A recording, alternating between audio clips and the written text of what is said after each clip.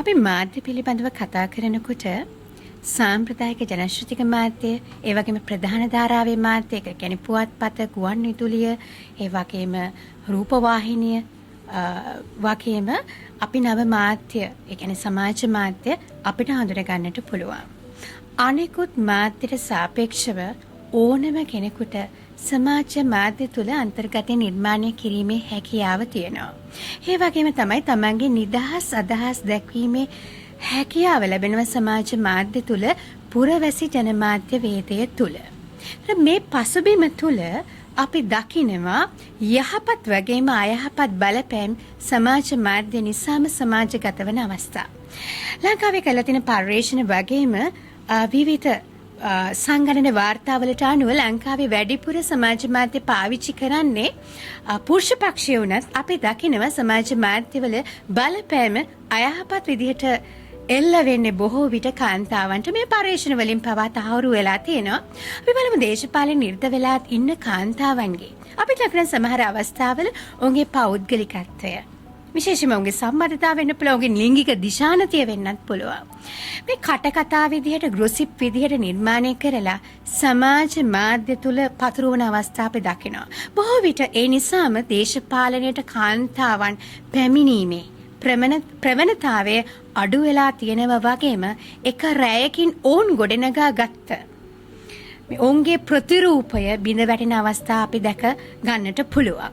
ඒ වගේම තමයි විශේෂයෙන්ම දැන් මැතිවරණයක් අවස්ථාවකදී කාන්තාවකට මේ ආකාරයෙන් ඔවුන් පිළිබඳව ඩිස්ඉන්ෆෝමේෂන්, දුස්තොරතුරු, ඒ වගේම කටකතා, ඒක අපි කියනවා මිස්ඉන්ෆෝමේෂන්, ඒ වගේම මේ මැල් ඉන්ෆෝමේෂන්, මේ විදිහට ඔවුන්ගේ පෞද්ගලිකත්වය හානි වෙන විදිහට හේට් ස්පීචස්, වෛරීය ප්‍රකාශන විදිහට සමාජගත වුණාට පස්සේ සමාජ මාධ්‍ය හරහා ඔවුන්ගේ පෞරුෂය බිඳ වැටිලා ඔවුන් ගොඩනගාගත්තු ප්‍රතිරූපය සමාජ මාධ්‍ය හරහා බිඳ වැටුණට පස්සේ දේශපාලනික වශයෙන් ඔවුන්ට සිදුවෙන්නේ ඍණාත්මක බලපෑම්.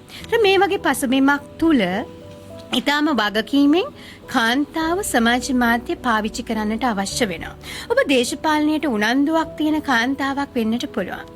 ඔබට වගකීමක් තියෙනවා සමාජ මාධ්‍ය ඩිජිටල් සාක්ෂරතාවයකින් යුතුව පාවිච්චි කරන්න. ඉතින් යුනෙස්කෝ වගේ ආයතන පවා ගෝලීය මට්ටමින් සඳහන් කරලා තියෙනවා ඩිජිටල් සාක්ෂරතාවය ඇති කිරීම ඉතාම වැදගත් කියලා. ඒතර කාන්තාව විදිහට ඔබ සමාජ මාධ්‍ය තුල අන්තර්ගතය නිර්මාණය කරනකොට, ඒක සංස්කරණය කරනකොට, බෙදා හරිනකොට, ප්‍රතිචාර දක්වනකොට වගකීමකින් යුතුව සමාජ මාධ්‍ය පාවිච්චි කරනවා. වගේම ඔබට හැකියාවක් තියෙනවා දේශපාලන නිරත වෙන කාන්තාවකගේ ප්‍රසිද්ධ චරිතයක මේ වගේ ඔවුන්ගේ පෞද්ගලිකත්වය උකහා දක්වමින් මේ වගේ ඩිස්ඉන්ෆෝමේෂන්, දුස්තොරතුරු පැතිරෙන අවස්ථාවක ඒ අදාළ සමාජ මාධ්‍ය ආයතනයක රිපෝට් කරන්නට පුළුවන්.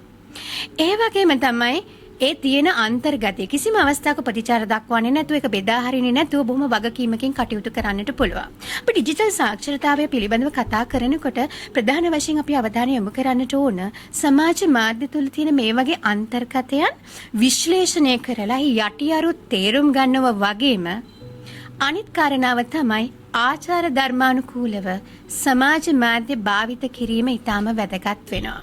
ඒ නිසාම තමයි රටක මේ සමාජයක ඩිජිටල් සාක්ෂරතාවෙන් සන්නද්ධ මිනිසුන් බිහි කිරීමේ අවශ්‍යතාව තියෙන්නේ.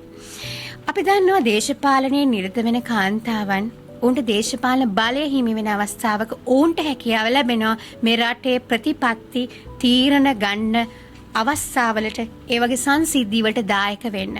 ඔවුන්ටත් වගකීමක් තියෙනවා මේ ඩිජිටල් සාක්ෂරතාවය වගේ විෂයක් පාසලට, ඒ වගේම විශ්වවිද්‍යාලයට ඔවුන්ගේ සිලබස් වලට අන්තර්ගත කරන්න.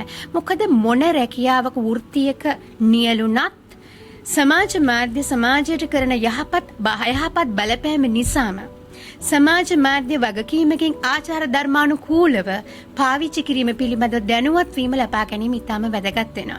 ඒ වගේම ආයතන මට්ටමින්, සමාජීය මට්ටමින් මේ ඩිජිටල් සාක්ෂරතාව ඇති කරමින් සමාජ මාධ්‍ය කොහොමද වගකීමකින් යුක්තව පාවිච්චි කරන්න කියලා මේ සමාජයේ මිනිසුන් දැනුවත් කිරීම, ඕන් ඩිජිටල් සාක්ෂරතාවෙන් සන්නද්ධ කිරීම යුගයේ අවශ්‍යතාවක් විදිහට මම විශ්වාස කරනවා.